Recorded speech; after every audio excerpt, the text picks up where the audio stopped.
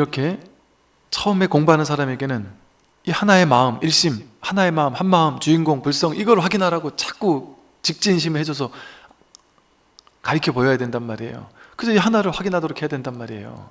근데 이 하나를 확인한 사람에게는, 처음 확인한 사람에게는 이 하나를 잘 지키라고 해야 된단 말이에요.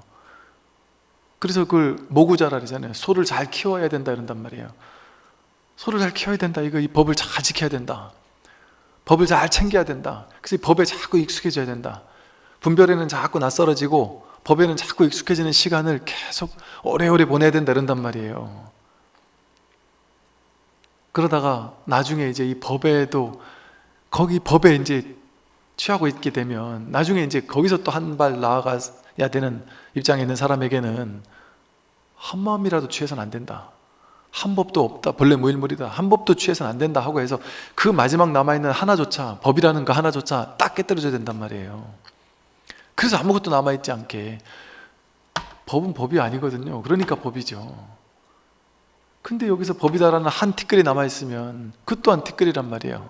아무리 거룩한 티끌도 텅 비어있는 이 바탕 배경에 아무리 거룩한 그림을 그려도 그거는 그냥 오염일 뿐이란 말이에요. 그러니 하나의 마음도 쥐어면 안 되고, 하나의 능력, 그 어떤 능력, 난 어떤 특정한 능력을 갖고 싶다거나 뭐 이런 능력이 아니에요. 부처는 우리는 뭐 신통한 능력, 눈만 보면은 막 그냥 미래를 내다보는 능력, 아니면 뭐 점도 다 봐줄 수 있는 능력, 뭐 이사는 이쪽 방위로 가면 너 미래에 좋다, 뭐 이런 것도 알아보는 능력, 뭐 죽고 나서 어디로 갈지 뭐 이런 얘기, 이렇게 뭐 전생에 뭐 했는지 이런 얘기 해주고, 뭐 이런 어떤 나에게 없는 능력을 가진 사람을 도인이라고 생각한단 말이에요. 이런 하나의 능력을 자꾸 추구해요.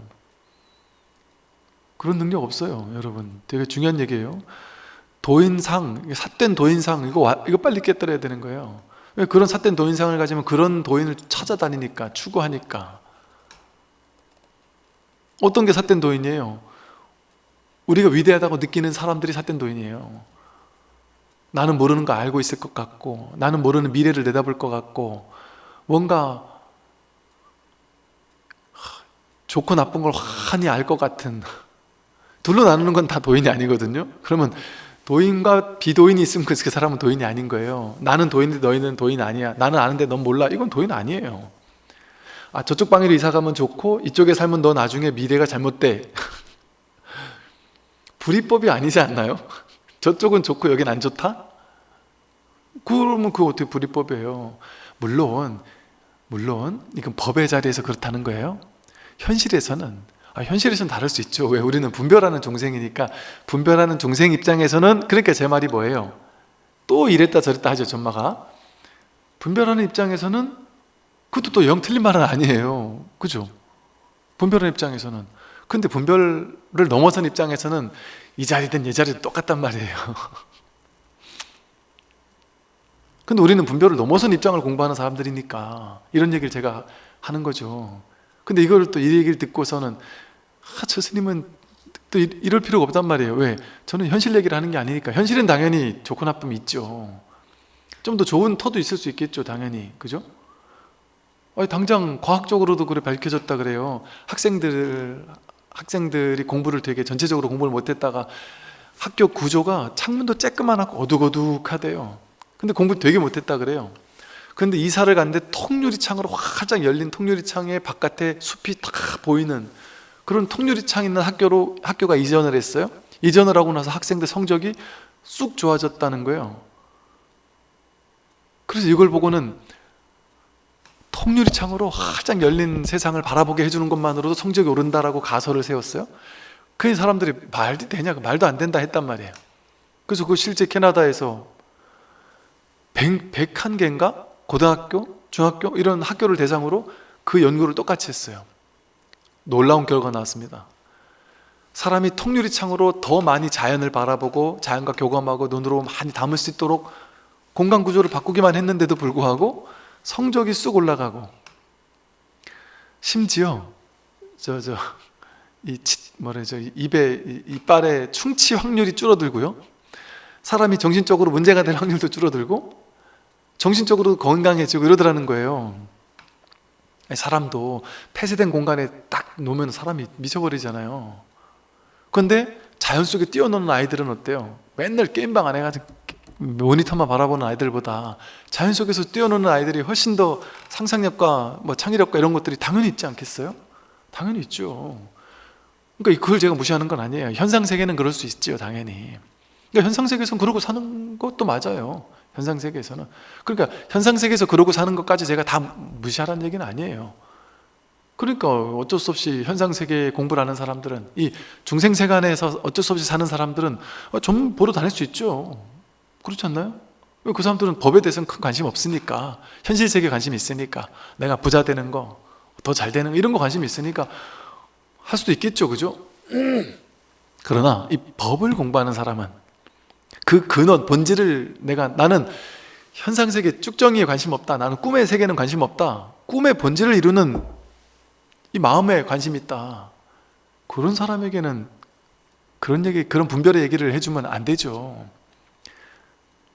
그러니까 제가 사람들 많이 이렇게 모아서 신자들 많이 확보하고 뭐 이런 얘기를 하려면 분별의 얘기를 해야 돼요. 그게 더 재밌어요. 집 이사 갈 때 이러한 걸 잘 보세요.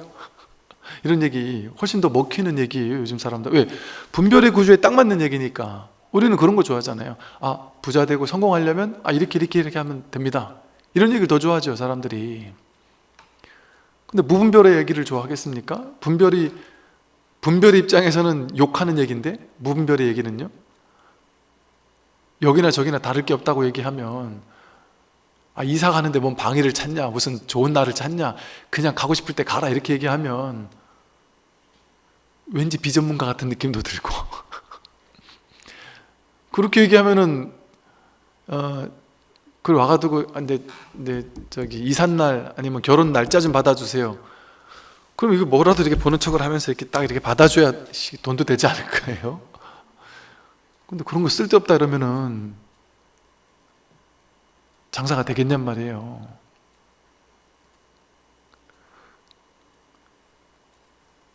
그래서 이제 제가 하는 말을 여러분들이 이제 이해하실 거예요, 공부를 많이 하신 분들은. 그래서 제가 이 출세간의 얘기를 할 때라도 세간을 완전히 무시하는 얘기는 아닌 거예요. 왜? 이 출세간의 얘기를 하는 자리니까 출세간의 얘기를 하는 거지, 그 본질을 얘기하는 거지. 그렇다고 현실을 완전히 무시하라는 얘기는 아니에요. 그러니까 제 법문만 듣고서 보상스님이 그러던데 현실에 이런 건 다 아무것도 아니라던데 뭐 이렇게만 해도 또 그건 한쪽에 치우친 거고, 그 사람을 막 무시하고 이럴 필요도 없단 말이에요. 당신은 그렇게 하시는 거 인정합니다. 그럴 수 있죠. 나는 나도 예를 들어 뭐 그런 걸 누가 자꾸 따져가지고 이렇게 하자고 한다. 그러면 좋은 게 좋으니까 그렇게 한번 해보죠. 그럴 수 있단 말이에요.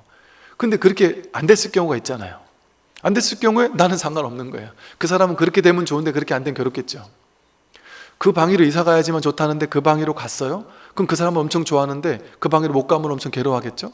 근데 우리는 그 방위로 가면 좋고 안 가도 좋고, 안 가면 법을 따르는 거고, 가면 현실을 따르는 거고, 가면 사법계, 현실의 세계의 진리를 따르는 거고, 안 가면 이치의 세계의 진리, 이법계를 따르는 거예요. 그러니까 뭔들 못하겠어요. 세속 사람들의 말인들 못 들어주겠어요? 세속 사람들이 스님, 불교, 여러분들은 출세간에 공부를 하는 사람들이지만 나는 세간에 사는 사람이니까 세간에서는 이게 좋고 저게 나쁘고 분별하면, 그래, 거기서 최고 좋은 분별이 뭔지를 같이 한번 머리 굴려서 한번 찾아보자 해야죠. 그것까지 하지 말라는 게 아니죠, 그죠? 현실에서 분별은 다 해야 돼요. 분별을 위한 지식도 쌓아야 되고, 현실 세계는 현실 세계대로 살아야 되니까 이 마음 공부를 하는 사람에게 세상에서 무능력해지는 걸 가르치는 게 아니잖아요, 그죠? 여러분들이 이 공부를 하면서 세속은 다 잊어버리세요, 오로지 출세간만 하세요, 그래서 세상에서 무능한 사람이 되세요, 이 얘기를 하는 게 아니란 말이에요. 그러니까 현실에서의 분별하는 그 능력, 그것은 그거대로 키워야죠. 그거대로 귀하게 여길 줄 알아야죠.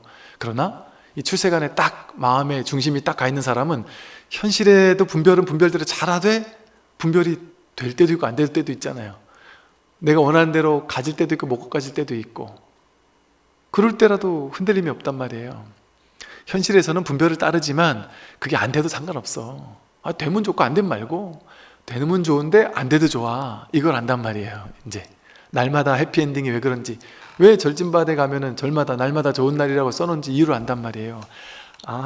옛날에는 이렇게 되면 좋고 저렇게 되면 나쁘다고 여겼는데, 이렇게 되면 좋고 저렇게 돼도 좋구나, 날마다 좋구나. 이런 안목이, 무분별의 안목, 대수용의 안목이 생기려면 무분별지라는 반야지에 이게 뭔지를 딱 보는 안목이 있어야지 현실을 통찰할 줄 아는 안목도 생겨요. 그리고 현실의 분별도 사실은 더 잘하게 돼요. 머리를 덜 쓰는 대신 딱 직관으로 그냥 결정을 내린다니까요. 되게 심플하게. 그렇게 고민해서 답 안 내려요. 그냥 쿨하게 답을 내려요. 진짜로 가만히 생각해보면 제가 막 공부를 많이 해서가 아니라 어느 순간부터 저도 그런 것 같아요. 제가 중고등학교, 대학교 때까지 저를 제일 힘들게 했던 일들, 저의 어떤 화두 같은 게 뭐였냐면, 선택해야 되는 상황에서 너무 힘든 거예요. 그래서 제일 스트레스 받는 게 뭐였냐면, 이런 상황에서 부처님이라는 어떤 거를 선택했을까? 이런 상황에서 정말 지혜로운 사람이라면 어떤 걸 선택할까? 난 그걸 알고 싶었어요, 저는. 그래서 불교 공부를 열심히 하면 그 답을 낼 수 있겠지, 그 생각이 되게 컸어요. 나는 정말 결정을 내리는 상황에서 이렇게 해야 되나 저렇게 해야 되나 라는 어떤 중차대한 인생의 문제가 담긴 결정을 내리는 상황에서 정말 지혜롭게 쉽게 결정을 내리는 사람이고 싶은 거예요. 너무너무 결정 내리기가 너무 힘든 거예요. 왜? 올바른 결정 내려야 한다는 강박이 있으니까. 올바른 게 있고 올바르지 않은 게 있을 거야 라는 생각이 있으니까. 어느 날부터인가요, 제가 편해진 것은 올바른 결정을 내릴 수 있는 지혜가 나에게 생겨가지고 편해진 게 아니고요, 그 지혜가 저에게 딱 생겨가지고 그때부터 편해진 게 아니에요. 그게 내려놔진 거예요. 올바른 결정을 해야 된다는 생각이 내려놔진 거예요. 올바른 결정이라는 게 본래 없구나. 올바른 결정을 난 반드시 해야만 되고, 올바른 결정하면 내 인생에서 엄청난 좋은 일이 벌어질 것이고, 자칫 잘못된 결정을 하면 큰일 난 일이 벌어질 거야 라는 그런 결과에 대한 집착심, 그게 어느 순간 그런 게 없구나 내려놔지는 거예요. 그러니까 무게감이 없는 거예요, 삶에. 그렇다고 해서 대충 살진 않아요. 중차대한 결정을 내리는데 쿨하게 내린단 말이에요. 되게 쿨하게. 무게감이 별로 없어요. 스트레스 안 받아요. 그냥 쿨하게 내려요. 그럼 그게 항상 맞느냐? 아니에요. 어떨 땐 맞고 어떤 땐 틀려요. 틀릴 땐 어때요? 궤도수정해요. 그냥 가볍게. 틀릴 수 있지 하고 궤도수정해요. 그냥 가볍게 쿨하게. 그러면서 배우는 거구나 하고. 현실적인 문제는 더욱이, 저는 사회생활을 잘 모르니까 현실적인 사회생활 문제는 여러분들보다 제가 훨씬 못할 거예요. 근데 여러분들이 저보다 훨씬 뛰어난, 여러분 현실의 안목은 훨씬 뛰어난 분들이 현실에 어떤 결정을 해야 될까 하고 저한테 와서 물어보신다니까요. 그건 저는 여러분보다 더 몰라요. 근데 제가 답을 해드리죠. 어떤 답을 해드릴까요? 답을 대신 내려주는 게 아니죠. 자신을 믿으라고. 왜 자신을 믿어야 되는지, 왜 자기가 어떻게, 내가 막 엄청난 무게감과 스트레스와 옳은 결정 내려야 된다는 그 무게감으로 결정을 내릴 필요 없다는 사실을 알려주죠.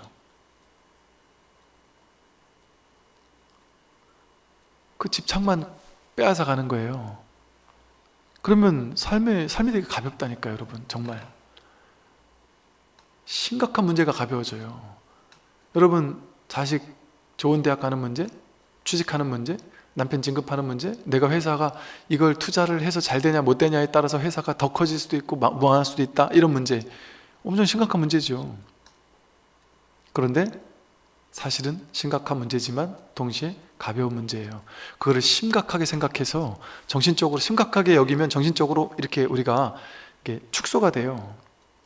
인지협착이 돼가지고 이게 너무 심각해지면 올바른 결정을 내려야 된다는 강박관념이 너무 크고, 이 회사에 존립이 담겨있는 중차대한 일이라서 내가 똑바로 결정을 내리지 않으면 큰일 나라는 압박감이 있을 때 엄청 스트레스를 받아요. 그럼 정신이 꽉 사로잡혀요. 이걸 잘해야 된다는 거에 사로잡히니까 내가 편안하게 이완을 못해요. 그러니까 긴장돼 있어요.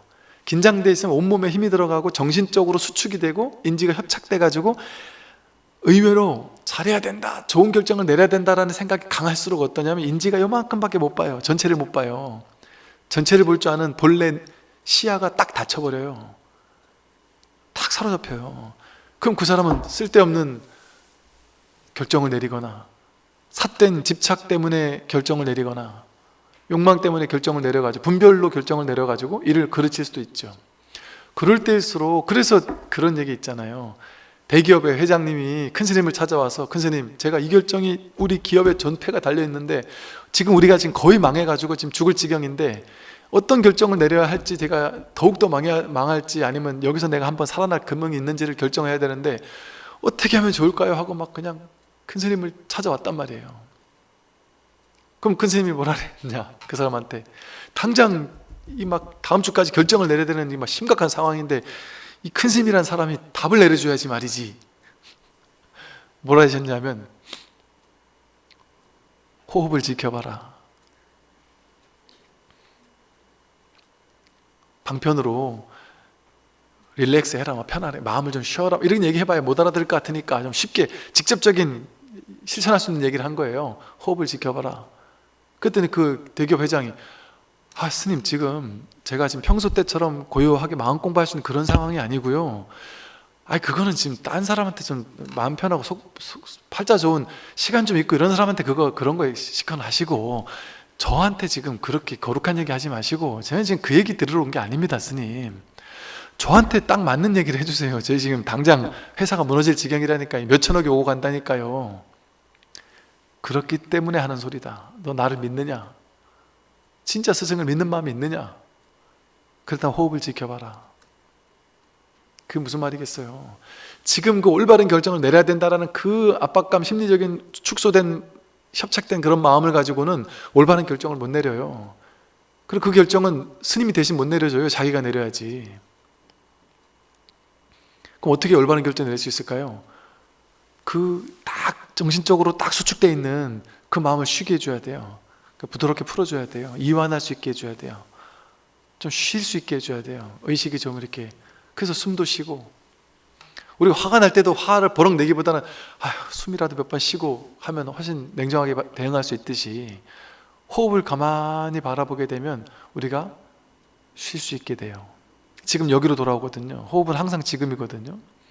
지금으로 돌아오게 되고 막 긴장감, 이런 생각, 분별, 여기에 가 있던 의식이 다 지금으로 돌아온단 말이에요. 그러니까 부처님 가르침에 그렇게 호흡관에 대한 얘기가 많은 거예요. 방편의 명상이.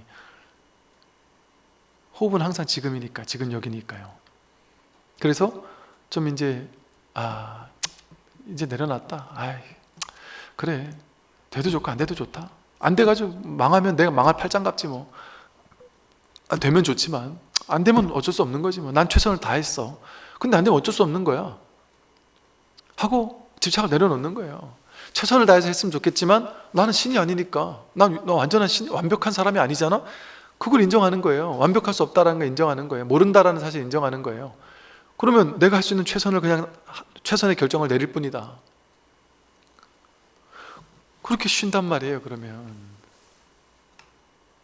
쉬면은 그제서야 이 사람 저 사람이 하는 말을 들을 수 있는, 나와 생각이 다른 사람이 하는 말을 들을 수 있는 마음의 여유도 생기고, 내가 이렇게 협착된 요거밖에 못 보던 마음이 누군가가 딴 얘기를 할 때 그거를 돌아볼 수 있는 마음의 여유가, 공간이 열린단 말이에요.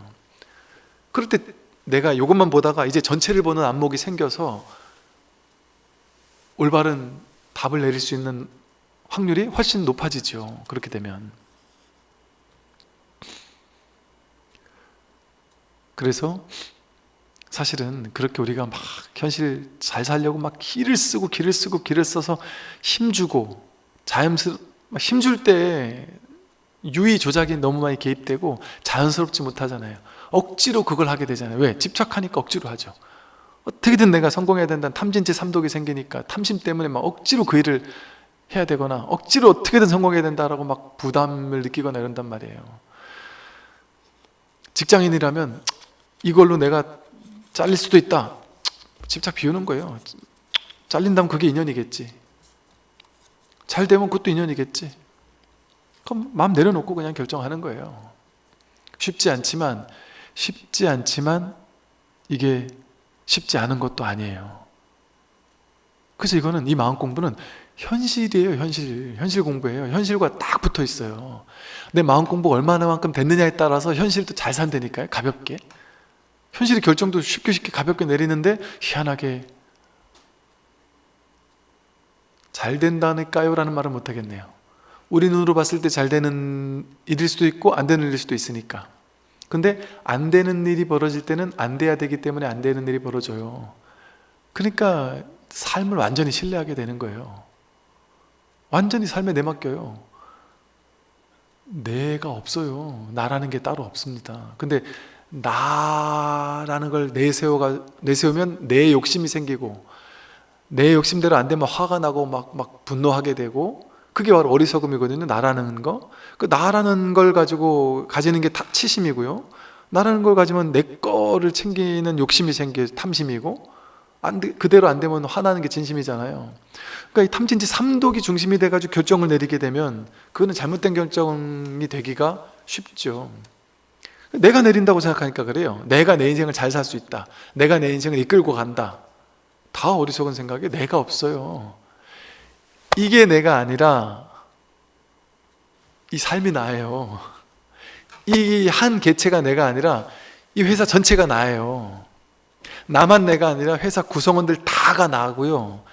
이것만 내가 아니라 이 허공법신 전체가, 우주 전체가 나예요. 그러니까 진정한 나에게 맡겨야지. 얘한테 맡기면 되겠어요? 얘는 허물투성인데요. 부처님 말씀하신 얘는 할 줄 아는 게 탐진치 삼독밖에 없는데요. 삼독 세 가지 독이라고 이름 붙였어요. 얘를 믿고 얘가 시킨 대로만 하면 독이에요. 독을 들어 마시는 거랑 똑같은데요. 그러니까 얘를 믿지 말고 삶을 믿으라는 거예요.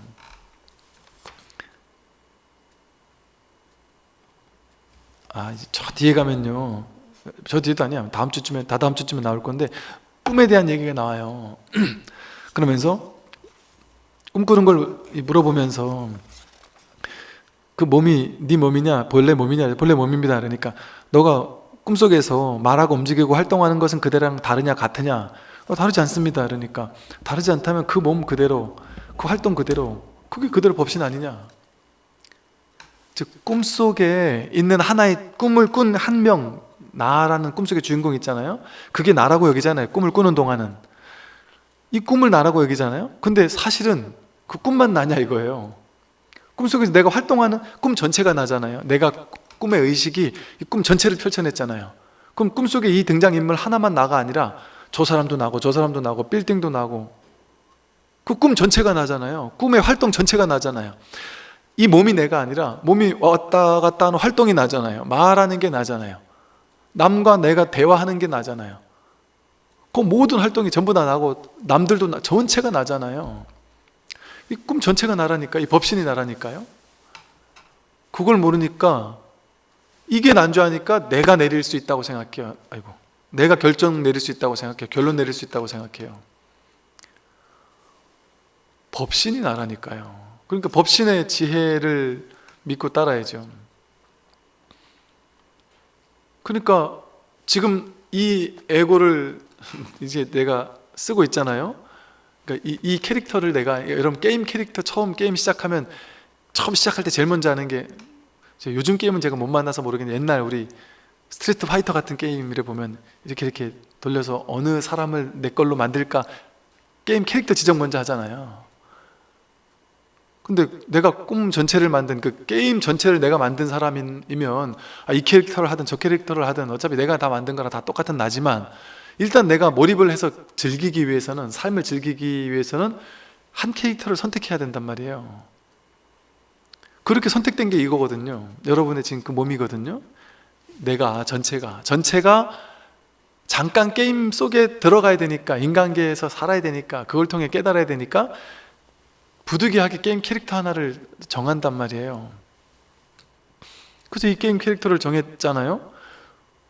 그럼 이 게임 캐릭터를 정했으면 이 게임 캐릭터는 저마다 자기만이 가지고 있는 능력치가 있잖아요. 게임에 보면 어떤 사람은 파워가 센데 스피드가 약하고, 무기들도 어떤 무기는 강력하긴 한데 조금밖에 안 나가고, 어떤 무기는 멀리 나가는데 좀 덜 세고, 이런 다양한 능력치가 다 다르잖아요. 사람마다, 캐릭터마다.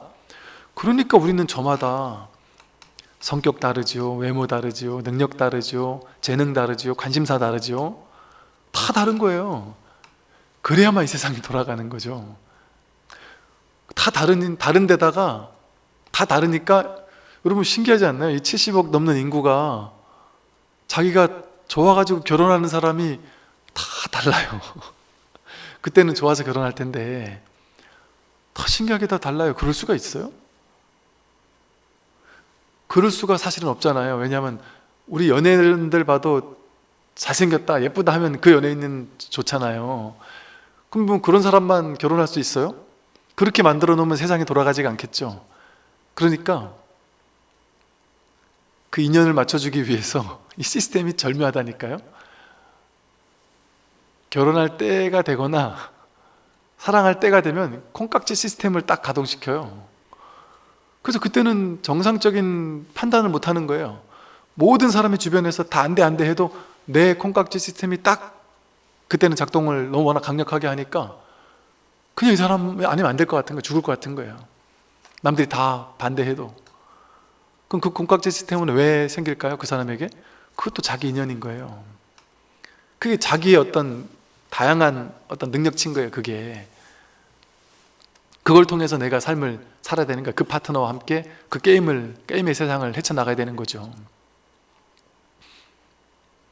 그러니까 그 게임의 세상을 헤쳐나갈 때는 이 캐릭터 이거 존중해 줘야 돼요. 그리고 그 캐릭터를 믿으면 돼요. 왜? 그 캐릭터도 뿌리는 이걸 만든 본 바탕이니까, 거기서 나왔으니까. 그 캐릭터 전체가 다 꿈꾼 자잖아요. 게임 속에 들어있는, 꿈 속에 들어있는 모든 존재가 다 자기잖아요. 진정한 자기잖아요. 그 자기를 믿으면 돼요.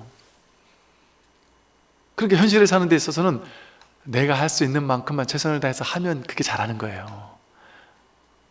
왜냐하면 세상에 정해진 선, 정해진 악, 정해진 최선, 정해진 옳은 거, 정해진 틀린 삶, 이런 게 정해져 있으면 여러분이 얼마나 스트레스 받겠어요? 내 인생에 내가 정해진 옳고 그른 게 딱 정해져 있는데 내가 그거를 정할 수 있을까 없을까에 대해서 엄청 스트레스 받을 거 아니에요. 그리고 그걸 제대로 못하면 내가 책임 다 져야 되고 하니까 얼마나 부담스럽겠어요? 근데 게임이 말 그대로 게임일 뿐이라니까요. 꿈일 뿐이라니까요. 그 꿈의 목적은 그 꿈을 통해 삶을 배우고 깨닫고 체득하고 하는 것이지, 꿈에서 깨어나는 것이지, 꿈의 내용은 큰 상관없는 거예요, 사실은. 근데 우리는 그 내용이 중요해요. 우리에게는 내용은 중요하지 않아요. 사실은 본질적으로는 꿈에서 깨어나는 게 중요해요. 내용은 분별이잖아요. 어떤 사람은 이걸 좋아하는데 어떤 사람은 이걸 싫어하잖아요. 내용은 사람마다 다르거든요. 관점도 다 다르고. 당연히 그럴 수밖에 없는 거예요. 그러니까 서로 다른 관점을 그냥 인정하고 존중해 줘야 되고, 그냥 자기는 어떻게만 하면 돼요? 그냥 자기가 고른 캐릭터, 그 선에서 내가 할 수 있는 최선만 다하면 그게 최선의 삶을 사는 거예요. 두려움 없이. 왜 두려워해요? 본 바탕은 완전한 부처인데, 어차피 아무리 최악의 꿈이더라도 그 최악의 순간 죽을 것 같으면 꿈에서 깨어나는데, 깨어나잖아요. 걱정할 필요가 없어요. 꿈인 줄 알면. 제가 누가 꿀을 사다 줬거든요. 되게 좋은 꿀이라면서 막 신기한 꿀을 이렇게 꿀덩이를 사다 줬어요. 그럼 막 이렇게 먹고 있는데 이제 이게 잠결이다 보니까 이게 제대로 모른 거예요. 그 옆에 있는 그게 꿀인 줄 착각한 거예요. 그래가지고 한 숟갈 크게 해가지고 이렇게 퍼먹었는데 보니까 본드인 거예요, 본드. 그래서 딱 보니까, 먹자마자 보니까 맛이 달랐는데 벌써 입에 이만큼 넘어갔는데 보니까 본드라서 네, 이렇게 죽는구나. 경악을 금치 못하고서는 막 이거 어떡하지? 그러니까 저절로 깨더라고요, 꿈에서. 진짜 있었던 꿈이었어요. 그 꿈에서 저절로 깨더라고요. 꿈에서 깨게 돼 있어요, 누구나. 꿈은 깰 수밖에 없는 시스템이잖아요. 분별은 깨질 수밖에 없어요. 여러분은 부처가 될 수밖에 없어요, 필연적으로. 왜? 분별이 진짜가 아니라 부처가 진짜니까.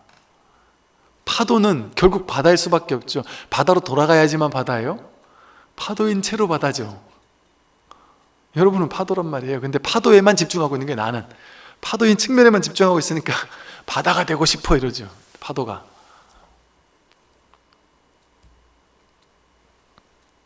그래서 그냥 파도일 때는 파도인 채로 내가 할 수 있는 최선만 다하면 그게 최선이에요. 그게 아름다운 삶이에요. 완벽한 삶이라는 건 없어요. 세상에 올바른 삶이라는 게 정해진 게 없습니다. 그냥 내가 할 수 있는 최선을 다하면 돼요. 거기서 추가로 좀 더 지혜로웠다면 남들에게 피해주지 않는 선에서 내가 할 수 있는 최선으로 살면 돼요. 그게 이제 자비라고 하죠. 자비. 남들에게 피해주지 않고 가능하면 남들을 좀 도울 수 있는 선에서 내가 할 수 있는 무엇을 해도 좋아요. 내가 이 캐릭터가 이번 생에 부자인 캐릭터를 만났어요. 그럼 부자로 살면 돼요. 왜? 전생에는 내가 치지하게 거지의 캐릭터를 가지고 살았다 보니까 내가 다음 생엔 내가 부자로 살아야지 하는 마음속에 간절함이 있었어요. 그러면 그 간절함이 그 다음 생의 캐릭터를 딱 만드는데 그게 인과업보거든요. 의업이거든요.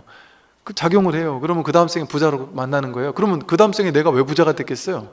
부자를 누리라고 부자가 된 거 아니겠어요? 나는 굳이 부자가 되고 싶진 않았지만 하다 보니까 이상하게 잘 되는 사람이 있어요. 나는 그냥 내가 할 수 있는 능력치를 그냥 했을 뿐인데 하는 것마다 잘 돼요. 저 사람은 내가 원하는 것보다 훨씬 더 부자가 되길 원했는데 하는 것보다 안 돼요. 그럴 수 있어요. 캐릭터를 잘못 선정하면. 그러니까 스트레스 받을 게 없습니다. 부자가 되든 가난하게 되든 상관없어요. 그건 그냥 캐릭터에 불과하니까. 본 바탕은 그냥 하나의 한마음 바다 부처이거든요. 누구나. 그러니까 현실이 고민이 없죠. 괴로울 게 없죠. 현실을 자유롭게 살 수 있죠. 자유롭게 결정 내릴 수 있어요. 스님, 제 문제 같으면 제가 그렇게 할 수 있을 것 같아요. 근데 이게 자식 문제가 되니까 그렇게 안 돼요. 나는 힘들어도 자식은 힘들지 않았으면 좋겠어요. 그것도 어리석음이에요. 자식이 계속 승승장구만 하도록 옆에서 다 해주는 거는 자식을 위해서 최선이 아니에요. 자식이 적당하게 좌절도 해봐야 되고요. 적당하게 절망도 해봐야 되고요. 저는 제 친구가 어느 날 대학 다닐 때 비가 오는데 갑자기 이렇게 놀다가 비가 왔어요. 저녁 때 술 한잔하고 있는데 비가 왔어요. 근데 부모님한테 그러니까 그 동네가 자기 집인가 보죠. 부모님한테 전화해서 부모님이 우산을 가져온다는 거예요. 제가 그때 되게 약간 문화적 충격을 받았어요. 뭐지? 비가 오는데 부모님이 우산을 들고 나오나? 그래서 비가 오는데 왜 우산을 왜 들고 나와? 부모님한테 왜 전화를 해? 되게 의아했던 기억이 나요. 그러니까 여러분이 제가 이상하게 느끼시겠지만 전 어릴 때 그 학교에서 비가 오면 그냥 비가 오는 거예요. 그럼 그냥 가방 이렇게 들고 뛰어가는 거예요. 그냥 집에. 부모님도 그걸 당연하게 생각하시고 부모님도 이거를 뭐 데리러 가야 되겠다는 생각 자체를 그냥 안 하시는 거예요. 그냥 그게 뭐 자식에 대한 사랑이 없어서 그런 게 아니에요. 다른 측면에서는 또 이게 당신이 중요하게 느낀 또 다른 측면이 있어요. 굳이 싶은데도 그런 측면에서는 또 되게 또 막 애지중지 하시거든요. 그런데 그렇지 않은 측면에서는 야, 뭐 남자가 뭐 비가 오는데 그거 뭐 맞고 오면 되지 뭐 약간 이런 스타일인 거예요. 아버님도 일하실 때 비 와도 그냥 비 맞고도 일도 하시고 이러기도 하시고 비 맞는 게 크게 스트레스 받는 일이 아닌 거예요. 그러니까 비 맞는 걸 되게 좋아할 수도 있고 뭐 비가 와도 사실은 여러분 비를 좋아하는 사람들은요. 그러니까 비 오는 날을 좋아해요. 비 오는 날 바닷가에서 이렇게 수영을 아무도 없는 바닷가에서 그냥 수영하는 게 그게 은근히 낭만이 있더라고요. 저도 그런 걸 한번 안 해봤었는데 이제 도반 스님이 제가 이제 군 이제 나왔다라니까 야 이제 좀 시간 낼 수 있겠다 하면서 그거 한번 자기 따라오라고 그래가지고 당신 차를 태워가지고 저를 이렇게 끌고 가더라고요. 그들은 어디 호젓한 바닷가를 데리고 가는데 비가 막 이렇게 뚜둑 떨어져요. 비가 오는데 웬 바닷가냐고 그랬더니 비가 오는 날이 우리 같은 사람한테 제일 좋다고. 왜요? 그랬더니 머리 뻑뻑한 중들이 저 바닷가 들어가서 있으면 다 미쳤다고 하고 이상하게 본다고. 비 오는 날은 아무도 없으니까 아무도 없어서 너무 좋다고. 그럼 저 근데 비 오는 날 바닷가에서 뭘 해요? 나는 애도 아니고 뭐 수영이 재밌을 나이도 아닌데 근데 내 태어나 처음으로 스노클링이라는 거를 자기 하시던 그 스님이 하던 이 스노클링 장비가 있대요. 그거를 저보고 쓰래요. 쓰고서는 그냥 뭐 방법도 안 가르쳐줘요. 입으로 숨 쉬면 된다고 그러고는 자기만 믿고 맡기라면서 저를 바닷가로 확 집어넣는 거예요. 힘 빼라고. 그래서 전 입으로 이게 너무 처음에 부자연스럽더라고요. 그래서 처음에 한 이래 있다가 이게 너무 불편해가지고 허겁지겁 일어났어요. 이게 뭐 하는 짓이냐고 지금. 그랬더니 그러더라고요. 그냥 힘 빼고 나를 믿고 맡기고 그리고 아무것도 하지 말고 그냥 숨소리만 듣는다 생각하고. 아이 스님 마음 호흡 관찰하는 거 좋아하잖아. 호흡만 관찰해라. 그냥 그러고 힘 쫙 빼고 나만 믿고 그냥 있어라. 뭐 불안한 생각도 하지 마라. 내 옆에 있을 테니까 하고 그냥 다시 집어넣는데 그 두 번째 들어갔을 때 이 스님을 그냥 그 눈빛 말을 듣고는 그래 어차피 따라갔는데 시킨 대로 해야지 하고 완전히 믿어버렸어요.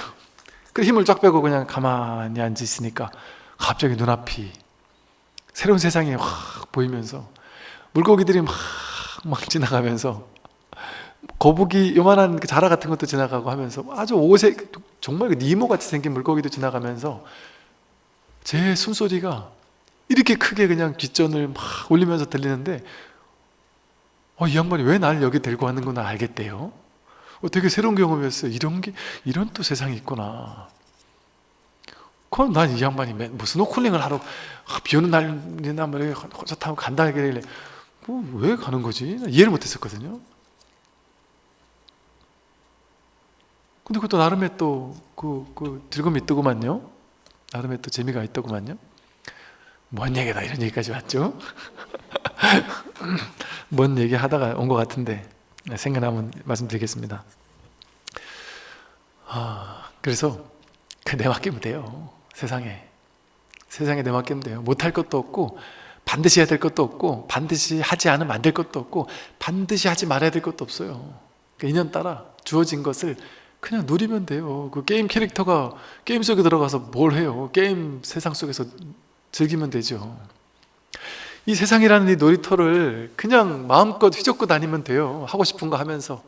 못하는 거 뭐하러 두려워해요? 못하는 거는 할 수 있는 만큼만 하면 되죠. 뭐하러 두려워해요? 내가 할 수 있는 만큼 해서 되면 되는 거고 안 되면 안 되는 거죠.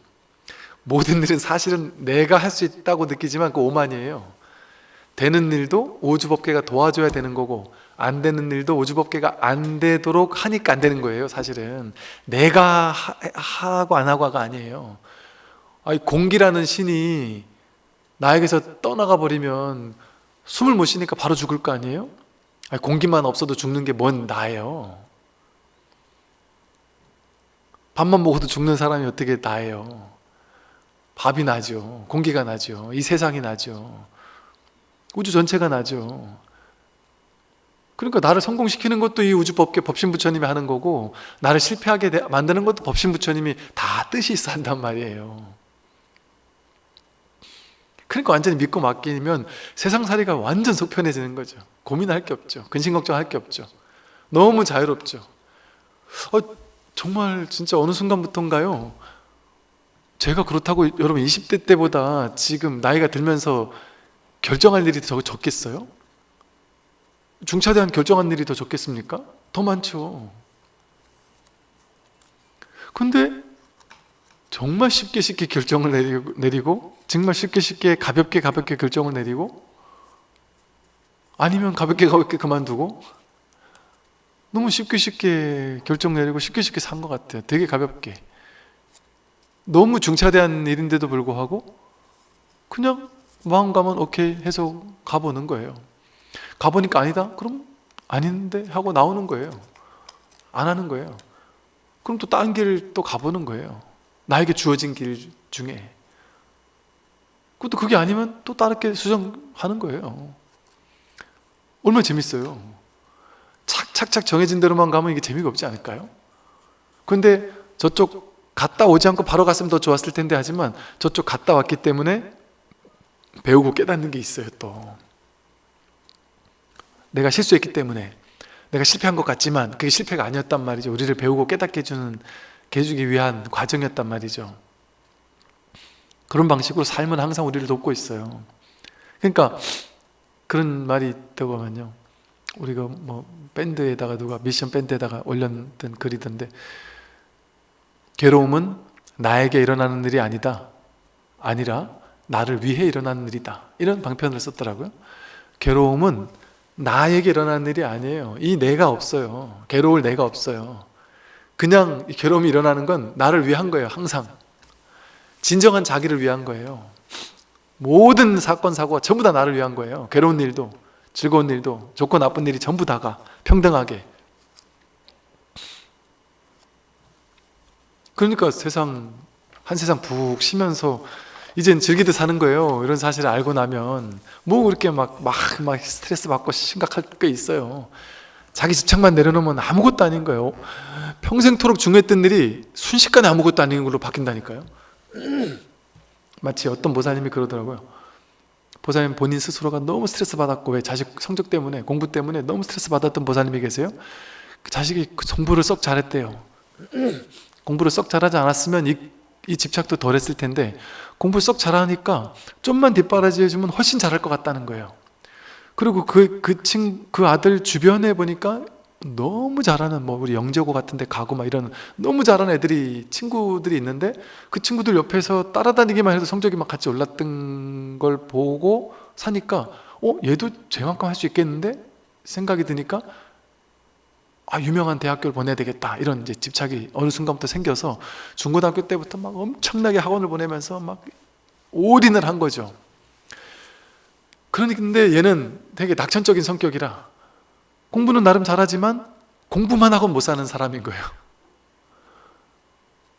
놀 땐 놀고 게임할 땐 게임하고 공부할 땐 공부하고, 그러면서도 성적이 어느 정도 나온단 말이죠.